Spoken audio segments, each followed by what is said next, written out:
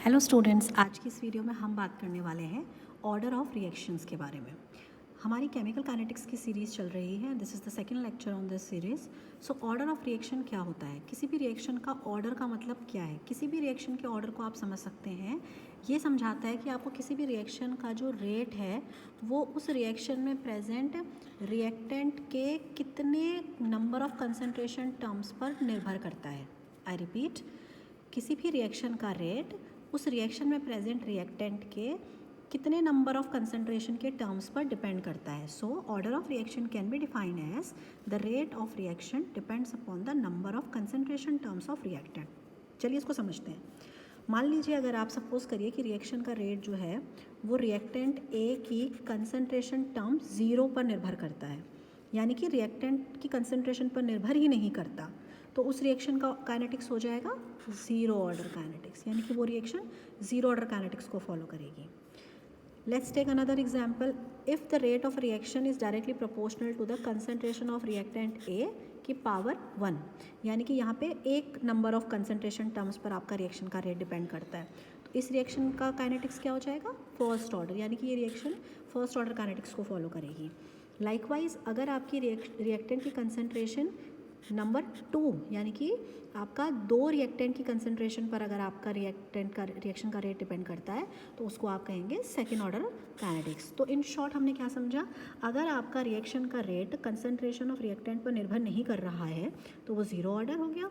अगर वो सिर्फ एक ही रिएक्टेंट की कंसनट्रेशन पर निर्भर कर रहा है तो फर्स्ट ऑर्डर हो गया, और अगर 2 रिएक्टेंट की कंसनट्रेशन पर निर्भर कर रहा है तो वो सेकेंड ऑर्डर हो गया। ठीक है, अब बात कर लेते हैं। ये वीडियो हमारी रहेगी in detail study of zero order reaction. So zero order reactions क्या होंगी? ये वो रिएक्शंस होंगी जिन रिएक्शंस का रेट आपके रिएक्टेंट की कंसनट्रेशन से इंडिपेंडेंट होगा, यानी कि आपने कितना रिएक्टेंट डाला है, उसकी मात्रा आपने क्या रखी है, उससे आपका रिएक्शन का रेट नहीं डिटरमाइन होगा। रिएक्शन तभी भी उतनी ही स्पीड से चलेगी जितनी उसको चलनी है। ठीक है, तो रेट यानी कि स्पीड ऑफ अ रिएक्शन, तो कितनी स्पीड से आपकी रिएक्शन चलेगी। अगर वो रिएक्शन का काइनेटिक्स आपको पता है कि वो ज़ीरो ऑर्डर काइनेटिक्स को फॉलो करती है, तो irrespective of the concentration of reactant your reaction will proceed ahead.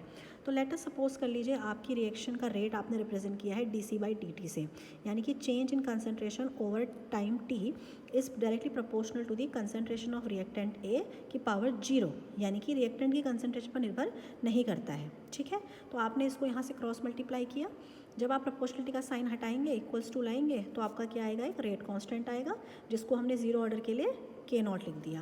Cross multiply करिए, यहाँ से इधर मल्टीप्लाई करिए, तो क्या आ गया आपका डी बराबर k0 dt। चलिए अब इसका डेरिवेशन समझते हैं कि आप ज़ीरो ऑर्डर के लिए रेट कांस्टेंट कैसे निकालेंगे। एक रिएक्शन है मान लीजिए जिसमें एक ए रिएक्टेंट प्रोडक्ट पी में कन्वर्ट होता है, इसके लिए मुझे रेट लिखना है। तो dc/dt is directly proportional to the concentration of reactant ए।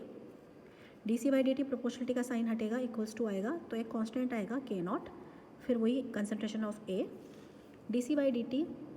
अब आप क्या करिए, अब आपको पता है, अब आप कंसनट्रेशन टर्म्स को साथ लिख दीजिए। डी भी क्या है? चेंज इन कंसनट्रेशन, और ए भी क्या है? कंसनट्रेशन। तो आप क्या करिए, कंसनट्रेशन ए को आप यहाँ ले जा लीजिए, ठीक है, और टी को आप यहाँ भेज दीजिए।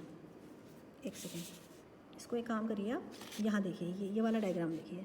आपने क्या किया? कंसनट्रेशन और आपने जो दोनों कंसनट्रेशन टर्म थे आपने दोनों को साथ रख लिया, ठीक है, और यहाँ आपका ये dt जो है वो यहाँ चला जाएगा, ये यहाँ चला गया। अब आपने इसका इंटीग्रेशन किया है, इंटीग्रेशन करने में आपने लिमिट लगाई है 0 से c, यानी कि इनिशियल कंसनट्रेशन 0 और फाइनल कंसनट्रेशन c। तो आपने यहाँ लिमिट लगाई, यहाँ पर भी आपने 0 समय से लेकर t टाइम की आपने लिमिट लगाई। तो आपने जब इसको इंटीग्रेट करा तो ये आ गया आपका dc/c का जो इंटीग्रेशन आया वो आया आपका c। जो लिमिट लगाई थी आपने वो लिमिट की लिमिट रही, यहाँ 0 और पावर में c। ऐसे ही k कांस्टेंट है तो k बाहर आ जाएगा। आपने इंटीग्रेशन ऑफ dt किया तो इंटीग्रेशन ऑफ dt हुआ आपका t - 0। अब आप क्या कर लीजिए, अब आप इसको सॉल्व करिए, ये हो जाएगा आपका c - 0, c - c0 is equals to k0, t - 0 is t। अब आप k0 निकाल लीजिए, k0 is the rate constant for zero order reaction. तो k0 बराबर हो जाएगा, ये वाला जो टर्म है ये आपका कहाँ जो t है वो आपका डिनोमिनेटर में चला जाएगा। तो c initial concentration minus final concentration upon t, यानी कि जीरो ऑर्डर के लिए जो रेट कांस्टेंट आता है वो ये है, k0 is equals to initial minus final upon t। अब आप निकाल लीजिए ज़ीरो ऑर्डर के लिए टी हाफ। आपको पता है टी हाफ क्या होता है? टी हाफ वो समय होता है जो रिएक्टेंट अपनी इनिशियल कंसंट्रेशन से आधा होने के लिए लेता है। यानी कि अगर इनिशियल कंसंट्रेशन ए थी तो ए को A/2 होने के लिए जो समय लगेगा उसी को आप क्या कहेंगे, वो समय आपका टी हाफ कहलाएगा। तो मान लीजिए इनिशियल कंसंट्रेशन यहाँ पर आप ए से भी दिखा सकते हैं और सी से भी दिखा सकते हैं मैथमेटिकली। इनिशियल कंसंट्रेशन सी से C/2 होने के लिए जो समय लेगी उसको आप टी हाफ कहेंगे। ठीक है, चलिए अब आगे बढ़ते हैं। अब हम देखते हैं अगर हमारे पास रेट कांस्टेंट है K0, तो हमारे पास जो फॉर्मूला था A minus A0 upon T half, वहीं पर हमने क्या किया, A मतलब इनिशियल कंसंट्रेशन, तो वो हो गया आपका C, फाइनल हो गई आपका टी हाफ में C/2, तो आपने यहाँ रख दिया C/2 divided by T half. इसको सॉल्व करिए, 2 यहाँ चला जाएगा, एलसीएम लीजिए, हो जाएगा 2C minus C divided by 2 divided by T half. अब आपको ये पता होगा, सिंपल कॉन्सेप्ट है, लास्ट वाला चला जाता है आपका, इसके साथ मल्टीप्लाई हो जाएगा, तो ये हो जाएगा आपका 2C माइनस C हो जाएगा आपका 1C divided by 2 into t half. आपको टी हाफ कैलकुलेट करना है, तो आप टी हाफ को क्रॉस मल्टीप्लाई करिए, टी हाफ ऊपर जाएगा और K0 नीचे आ जाएगा, तो आपके पास टी हाफ का फॉर्मूला निकल गया है for a reaction following zero order kinetics. तो t half for zero order kinetics is t half is equals to C upon 2 K0।